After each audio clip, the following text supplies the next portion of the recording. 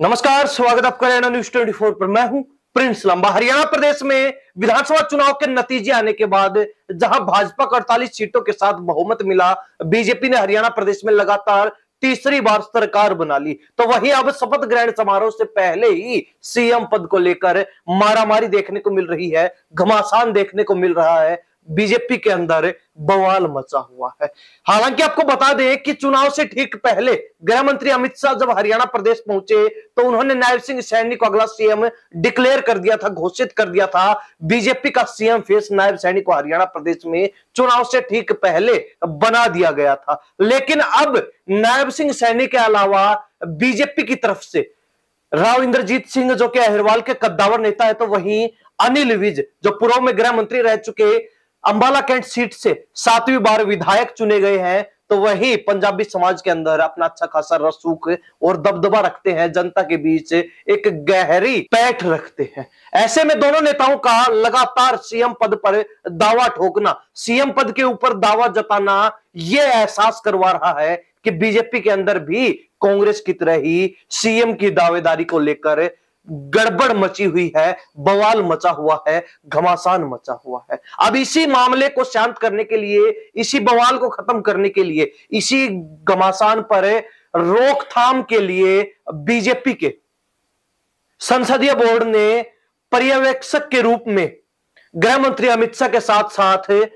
मध्य प्रदेश के मुख्यमंत्री मोहन यादव को हरियाणा भेजने का निर्णय लिया है, हरियाणा भेजने का इरादा कर लिया है। दोनों ही नेताओं को पर्यवेक्षक बनाकर हरियाणा भेजा गया है और दोनों नेता 16 तारीख को यानी कि 16 अक्टूबर को शपथ ग्रहण समारोह से ठीक एक दिन पहले होने वाली विधायक दल की बैठक में पहुंचकर सीएम फेस का चयन करेंगे। विधायक किस नेता को सीएम बनाना चाहते हैं, इसके ऊपर मुहर लगाकर पार्टी को सौंपने का काम करेंगे। ऐसे में अब बड़ा सवाल यह उठता है कि गृह मंत्री अमित शाह और मोहन यादव का हरियाणा में विधायक दल का नेता चुनने के लिए पर्यवेक्षक बनकर आना अपने आप में एक बड़ा इशारा कर रहा है, बड़ा संकेत दे रहा है। संकेत ये कि हरियाणा प्रदेश में लगातार नायब सिंह सैनी के अलावा जिनको खुद अमित शाह गृह मंत्री ने सीएम फेस डिक्लेयर किया था, अगला सीएम घोषित कर दिया था, उनके अलावा अब अहिरवाल क्षेत्र में अपने 8 समर्थकों को टिकट दिलवाकर और उनको विजयी घोषित करवाने वाले, जीत दिलवाने वाले राव इंद्रजीत सिंह लगातार सभी अहिरवाल क्षेत्र के विधायकों को अपने साथ लाकर एक तरीके से शक्ति प्रदर्शन कर रहे हैं, लगातार सीएम पद पर दावा ठोक रहे हैं, लगातार ये बात बोल रहे हैं कि अहिरवाल क्षेत्र को भाजपा इस बार बड़ी कमान देने वाली है, अहिरवाल क्षेत्र से ही बीजेपी की सत्ता का रास्ता खुला है। तो ऐसे में बीजेपी अहिरवाल क्षेत्र को नजरअंदाज नहीं कर सकती। अहिरवाल क्षेत्र को भाजपा की जरूरत है और भाजपा का अहिरवाल क्षेत्र की जरूरत है। तो ऐसे में दोनों जरूरतों को समझते हुए बीजेपी को अब अहिरवाल क्षेत्र को बड़ी कमान, बड़ी जिम्मेवारी देनी चाहिए, सौंपनी चाहिए। तो इसके अलावा अनिल विज जो कि भाजपा के हरियाणा प्रदेश में मनोहर लाल खट्टर के बाद दूसरा बड़ा चेहरा है, लगातार अंबाला कैंट से 7वीं बार चुनाव जीते हैं, विधायक बने हैं, पूर्व में गृह मंत्री जैसे हरियाणा प्रदेश में महत्वपूर्ण पद संभाल चुके, महत्वपूर्ण जिम्मेवारियों का निर्वहन कर चुके और अब भी जो है लगातार सीएम पद को लेकर दावेदारी जता रहे हैं, दावा ठोक रहे हैं। दोनों नेता जो कि अपने आप में अच्छा खासा रसूख रखते हैं, दबदबा रखते हैं, वर्चस्व रखते हैं, ताकत रखते हैं, दोनों नेताओं को ठंडा करने के लिए, दोनों नेता जो लगातार भाजपा पर दबाव बना रहे हैं, उस दबाव को कम करने के लिए गृह मंत्री अमित शाह और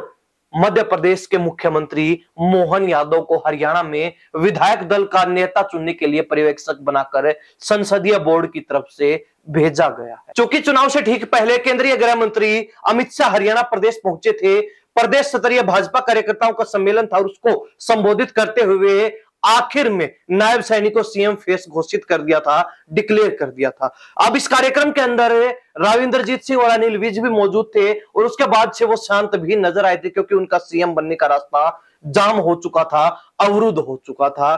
अमित शाह ने उनकी सभी उम्मीदों के ऊपर पानी फेर दिया था। लेकिन अब बहुमत मिलने के बाद दोनों इन नेताओं के तेवर बदले नजर आ रहे हैं। दोनों नेता लगातार भाजपा पर दबाव बना रहे हैं और इसी के चलते अमित शाह और मोहन यादव को हरियाणा में पर्यवेक्षक बनाकर केंद्र की तरफ से भेजा गया है, ताकि जो नेता लगातार गर्दन ऊंची कर रहे हैं, पार्टी को आंख दिखाने का काम कर रहे हैं, या फिर बहुमत मिलने के बाद भाजपा के जो नेता अपनी पार्टी को आंख दिखाने का काम कर रहे हैं, तेवर दिखा रहे हैं, उनका जो दबाव भाजपा पार्टी पर पड़ रहा है, उस दबाव को खत्म करके पार्टी का दबाव उन पर डाला जा सके। अब मोहन यादव जो कि मध्य प्रदेश के मुख्यमंत्री हैं, उनका हरियाणा में पहुंचने के पीछे का भी एक कारण यह माना जा रहा है कि वो भी यादव समाज से आते हैं और राविंद्रजीत सिंह भी यादव समाज से आते हैं। और अहिरवाल बेल्ट की अगर बात करें तो सबसे कद्दावर, सबसे दिग्गज नेताओं में गिने जाते हैं। माना जाता है कि अहिरवाल के अंदर राविंद्रजीत सिंह का कोई भी सानी नहीं है। तो ऐसे में राविंद्रजीत सिंह को मनाने के लिए,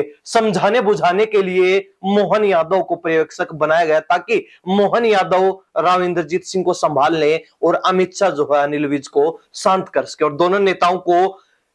ठंडा करने के बाद नायब सैनी को बिना किसी बवाल के, बिना किसी दिक्कत परेशानी के विधायक दल का नेता चुना जा सके। अब हरियाणा प्रदेश के जनता और तमाम भाजपा के नेता लगभग मान चुके हैं कि नायब सैनी, जिनको चुनाव से ठीक पहले सीएम फेस अनाउंस कर दिया गया था, जिनके चेहरे पर हरियाणा प्रदेश में भाजपा ने इस बार का चुनाव लड़ा, बीजेपी 48 सीटों के साथ बहुमत में भी आई, तो भाजपा की तरफ से लगभग नायब सैनी का सीएम बनना, विधायक दल का नेता चुना जाना तय माना जा रहा है। लेकिन अमित शाह और मोहन यादव का हरियाणा प्रदेश पहुंचने के पीछे का कारण आखिर में यही बताया गया है, यही माना जा रहा है कि वो जो नायब सैनी के रास्ते में दिक्कत परेशानी आ रही है, जो नेता बाधा खड़ी कर रहे हैं, जो नेता नायब सैनी और सीएम की कुर्सी के बीच आ रहे हैं, उनको दरकिनार किया जा सके, साइड किया जा सके, खुड्डे लाइन लगाया जा सके। और चुनाव से ठीक पहले जिस तरीके से केंद्रीय गृह मंत्री अमित शाह ने सभी नेताओं जो कि सीएम बनने की लाइन में लगे हुए थे, उनकी उम्मीदों पर पानी फेर दिया था, एक बार फिर अमित शाह जो है हरियाणा पहुंचकर नायब सैनी की ताजपोशी करवा सके और उन नेताओं को फिर साइड करते हुए उनकी उम्मीदों पर पानी फेर सके, इसलिए इनको हरियाणा में भेजा गया है। अब हरियाणा प्रदेश की जनता के इस बारे में क्या राय है, लोग क्या राय रखते हैं, अपनी राय कमेंट के माध्यम से जरूर लिख दीजिए। इन्हीं सब बातों के साथ हम प्रिंस लांबा, हरियाणा न्यूज 24। नमस्कार, जय हिंद।